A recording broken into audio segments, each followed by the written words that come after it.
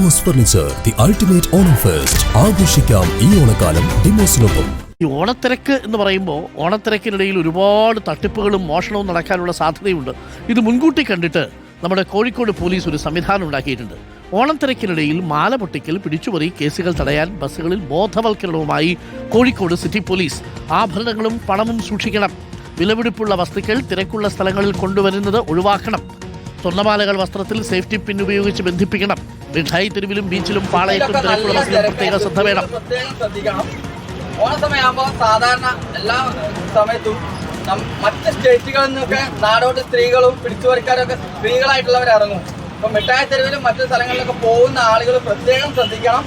നമ്മളെ സ്വർണ്ണാഭരണങ്ങൾ വളരെ ശ്രദ്ധിക്കുക. സ്വർണ്ണത്തിന്റെ ചെയിനൊക്കെ നമുക്ക് നമ്മളെ ഡ്രസ്സിനോട് പിൻ ചെയ്ത് വെക്കുക. കാരണം ഇവർ കട്ട് ചെയ്തെടുത്ത് പോയാൽ നമ്മൾ അറിയില്ല. അതുകൊണ്ട് നമ്മൾ ഡ്രസ്സിനോട് പിൻ ചെയ്ത് വെക്കണം.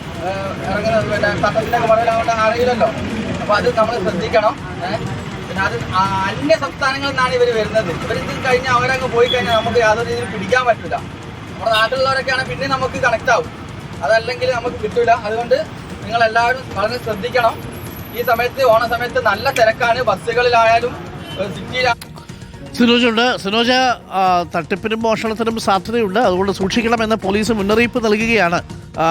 തുടർച്ചയായിട്ട് പോലീസ് ഇങ്ങനെ ബസ്സിൽ കയറി ബോധവൽക്കരണം നടത്തുകയാണോ ഇപ്പോൾ സിനോജ്? ഹരിമാർ, good morning. തീർച്ചയായും നാടകം ഓണത്തിരക്കിലേക്ക് നീങ്ങുകയാണ്. പൊതുസ്ഥലങ്ങളിലൊക്കെ തന്നെ വലിയ തിരക്കാണ്. ഈ തിരക്ക് മുതലെടുത്തുകൊണ്ട് പിടിച്ചുപറിക്കാർ പ്രത്യേകിച്ച് മാല പൊട്ടിക്കുന്ന സംഘം ഇറങ്ങിയിട്ടുണ്ടെന്ന് പോലീസിന് വിവരം കിട്ടിയിരുന്നു. കോഴിക്കോടും വയനാട്ടിലൊക്കെ തന്നെ സമാനമായ രീതിയിൽ കേസുകൾ വന്നിരുന്നു.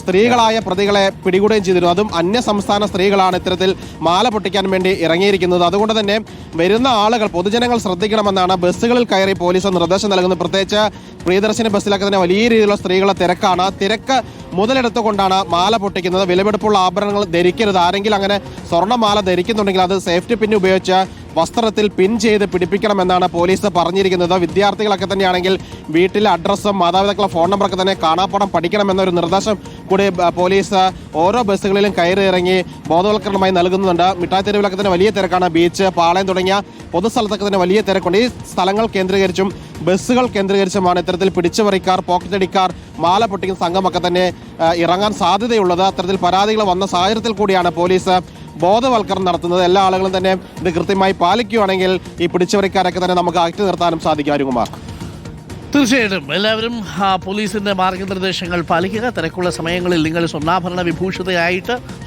വിഭൂഷിതനായിട്ട് പുറത്തിറങ്ങാതിരിക്കുക. അതൊക്കെ നിങ്ങൾ തൽക്കാലം ലോക്കറിലൊക്കെ സൂക്ഷിച്ചുകൊണ്ട് വയ്ക്കുക.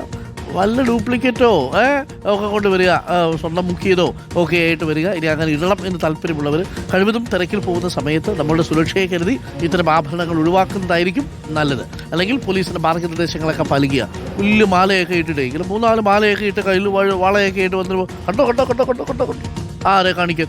അവസാനം ഇങ്ങനെ ഏതെങ്കിലും ആളുകളുടെ കൈകളിൽ നിന്ന് ഇത് മോഷ്ടിച്ചുകൊണ്ട് പോകും. പിടിച്ചുകൊണ്ട് പോകുന്നതിന് വഴിക്ക് തലയിടിക്കും, തല പൊട്ടും, പിന്നെ ആശുപത്രിയിൽ പോവും, ബേബി മെമ്മോറിയലൊക്കെ കൊണ്ടുപോയി പിന്നെ ലക്ഷങ്ങൾ കൊടുക്കേണ്ടി വരും.